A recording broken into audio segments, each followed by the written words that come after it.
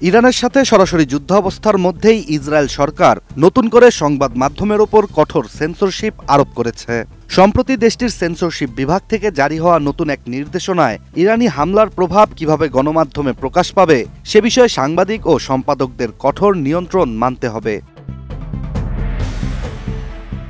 কাতার ভিত্তিক সংবাদ মাধ্যম আল জাজিরার একটি বিশ্লেষণী প্রতিবেদনেই উঠে এসছে ইসরায়েলের নতুন এই বিধিনিষেধ। প্রতিবেদনটি থেকে জানা যায়, নতুন নিয়ন্ত্রণ নীতিমালার আওতায় দেশটির স্থানীয় সংবাদকর্মীরা হামলার স্থানে গিয়ে ছবি বা ভিডিও ধারণ করতে পারবেন না।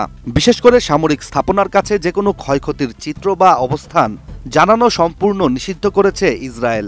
এমনকি সামাজিক যোগাযোগ মাধ্যমে ছড়িয়ে পড়া ভিডিও ফুটেজ প্রচার করতেও সেন্সরের অনুমতি লাগবে গণমাধ্যমের। এদিকে ইসরায়েলের নতুন এই বিধিনিষেধের বাস্তব প্রতিফলনও ইতোমধ্যে দেখা গেছে।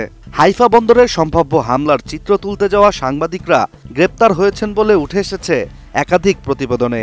তবে অবাক করার বিষয়টি হচ্ছে, ইসরায়েলে মুক্ত সাংবাদিকতায় হস্তক্ষেপের বিষয় এটাই প্রথম নয়।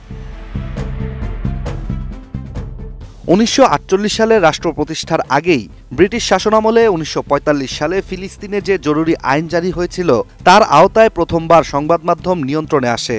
সেই আইনই এখনও নানা সংশোধনের মধ্য দিয়ে চলমান রয়েছে ইহুদি রাষ্ট্রে। কিন্তু এবারের বিধিনিষেধ আগের চেয়েও অনেক বেশি কঠোর ও উদ্দেশ্যপূর্ণ। নতুন নির্দেশনায় রাইজিং লায়ন নামের সামরিক অভিযানের আওতায় সেন্সরশিপ বিভাগের প্রধান ব্রিগেডিয়ার জেনারেল কোবি ম্যান্ডেলব্লিট স্পষ্ট করে জানিয়েছেন, যে কোনো তথ্য যা শত্রুর উপকারে আসতে পারে, যেমন আকাশ প্রতিরক্ষা ব্যবস্থার কার্যক্রম, হামলার দিক নির্দেশ বা বাস্তব ক্ষয়ক্ষতি প্রকাশ করা যাবে না। এর পাশাপাশি 2024 সাল থেকেও ইসরায়েলি সেন্সরশিপ বিভাগ সক্রিয়ভাবে কাজ করেছে, যেখানে 2024 সালে দেশটির সেন্সরশিপ বিভাগ 1625টি প্রতিবেদন পুরোপুরি আটকে দিয়েছিল এবং 6265 প্রতিবেদন আংশিক সংশোধন আরোপ করেছিল, যার মানে ইসরায়েলে প্রতিদিন গড়ে 21টি প্রতিবেদন সেন্সরের মুখে পড়েছে।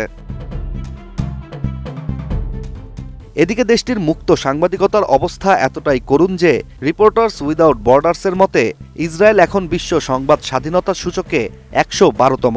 দেশটি দক্ষিণ সুদান, হাইতি বা গিনি বিসাওয়ের চেয়েও পিছিয়ে।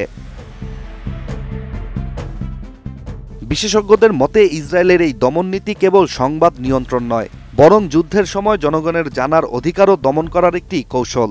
পাশাপাশি জাতীয় নিরাপত্তা শব্দটি এতটা বিস্তৃতভাবে প্রয়োগ করা হচ্ছে যে এর আড়ালে সরকার যে কোনো সমালোচনামূলক প্রতিবেদন মুছে দিতে পারছে। ইরান ইসরায়েল সংঘাত এখন শুধু যুদ্ধক্ষেত্রেই সীমাবদ্ধ থাকছে না, এটি সংবাদ মাধ্যমের স্বাধীনতা ও সত্য প্রকাশের অধিকারের ওপরও ভয়াবহ রকমের আঘাত হয়ে উঠেছে। যুদ্ধ যেমন জনজীবনকে বিপর্যস্ত করে, তেমনি নিয়ন্ত্রিত ও রুদ্ধ সাংবাদিকতা একটি সমাজকে অন্ধকারে ফেলে দেয়। তাই প্রমাণ করছে ইসরায়েলের নতুন এই বিধিনিষেধ। Ishtiaq Hossain, ATN news.